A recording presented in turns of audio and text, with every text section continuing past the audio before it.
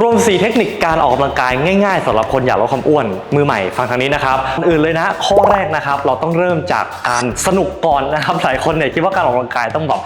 ต้องไปคาร์ดิโอโซน2 1 ชั่วโมงต้องทำอย่างนั้นทำอย่างนี้อย่าไปเชื่อพวกนี้นะครับสิ่งที่เราต้องเริ่มจริงๆเนี่ยคือการ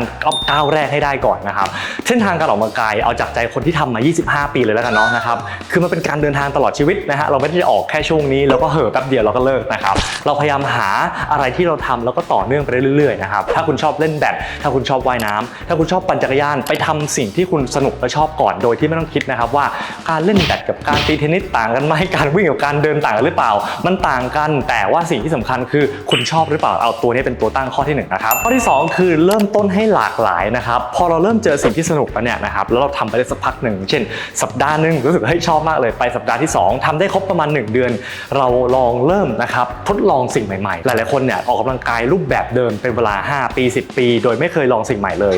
ก็ดีนะครับแต่ว่าสิ่งที่เราพลาดไปคือเราอาจจะไม่รู้ว่านะครับเฮ้ยกิจกรรมเนี้ยอาจจะสนุกก็ได้ยกตัวอย่างผมเนี่ยนะฮะผมเล่นกีฬานะครับแต่ผมไม่เคยลองไปวิ่งเทรลเลยพอผมไปวิ่งเทรลปุ๊บผมรู้สึกเฮ้ยโอเคได้ไปเจอธรรมชาติอะไรใช่ไหมมันเป็นกิจกรรมใหม่ที่เราคิดว่าโอ้รู้งี้ลองมาตั้งนานแล้วเป็นต้นนะครับดังนั้นเนี่ยไม่ต้องรอนานๆแล้วรู้งี้ลองนะครับถ้าเพิ่งเริ่มเราสามารถที่จะใช้ช่วงแรกนะครับที่เราไม่ค่อยรู้อะไรเลยเนี่ยไปลองสิ่งนั้นลองสิ่งนี้นะครับลองพาตัวเองไปได้เริ่มสิ่งใหม่ๆจะได้สนุกกับการทดลองแล้วก็ลองชิมการออกกำลังกายหลายๆแบบครับทีนี้ข้อที่3นะครับการออกกำลังกายทุกรูปแบบเนี่ยมันมีเลเวลต่างๆที่มันสามารถปรับให้ยากง่ายได้ยกตัวอย่างเช่นการวิ่งก็มีหลายสปีดถูกไหมนะครับส่วนการทำเซอร์กิตเทรนนิ่งฮิตนะครับทำท่าต่างๆเนี่ยมันก็มีความยากความง่ายต่างกันนะครับรวมไปถึงท่าออกกำลังกายเช่นยกเวทก็มีท่าง่ายและท่ายากสิ่งที่มือใหม่ควรทำนะครับคือควรเริ่มจากอะไรที่มันง่ายที่สุดก่อนเพราะอะไรเพราะถ้ามันง่ายสุดๆมันมีโอกาสล้มเหลวน้อยนะครับและโอกาสจะเกิดอุบัติเหตุก็น้อยด้วยนะฮะนึกภาพง่ายๆนะครับ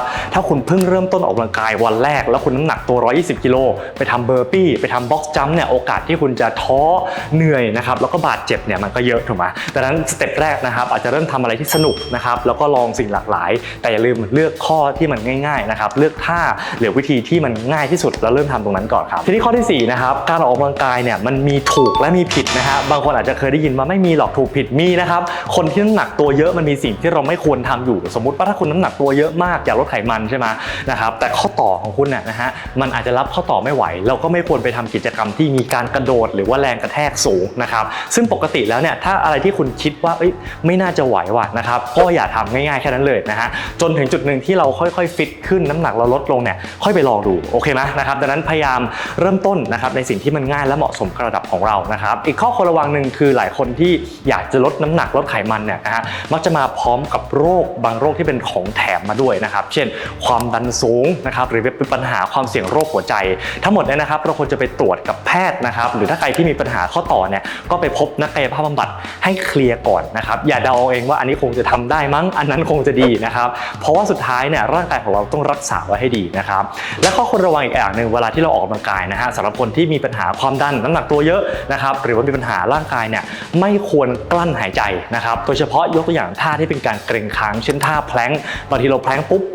กั้นหายใจนานๆนะครับอย่าทำแบบนั้นนะฮะให้เราหายใจนะครับให้เป็นธรรมชาติฝึกให้เป็นนิสัยไว้จะได้ปลอดภัยครับทั้งหมดนี้นะครับก็คือเทคนิคการออกกำลังกายแบบง่ายๆแค่4 สเต็ปนะครับถ้าเกิดว่าทำไปทีละข้อเนี่ยก็สามารถทำให้เราทั้งสนุกกับการออกกำลังกายได้ลองสิ่งใหม่ๆใช่ไหมหาแนวทางที่มันง่ายพอให้เราทำต่อเนื่องและสุดท้ายนะครับทำอย่างถูกวิธีจะได้ลดไขมันได้ผลครับแก๊งดูจบอย่าลืมนะครับถ้าใครที่มีคำถามสามารถคอมเมนต์เข้ามาอย่าลืมแชร์ให้เพื่อนดูด้วยนะครับและอย่าลืมติดตามซีรีส์ Fat Loss Series นะเราจะคำถามต่างๆและเรื่องราวการลดไขมันเนี่ยนะครับมาเล่าให้ฟังทุกสัปดาห์เลยครับส่วนใครที่อยากได้แนวทางการลดไขมันเพิ่มกล้ามฟิตหุ่นนะครับอย่างถูกวิธีเนี่ยนะอย่าลืมติดตาม Fit Junction นะครับหรือว่าทักเราเข้ามาทาง Line @Fit Junction นะครับเรามีโปรแกรม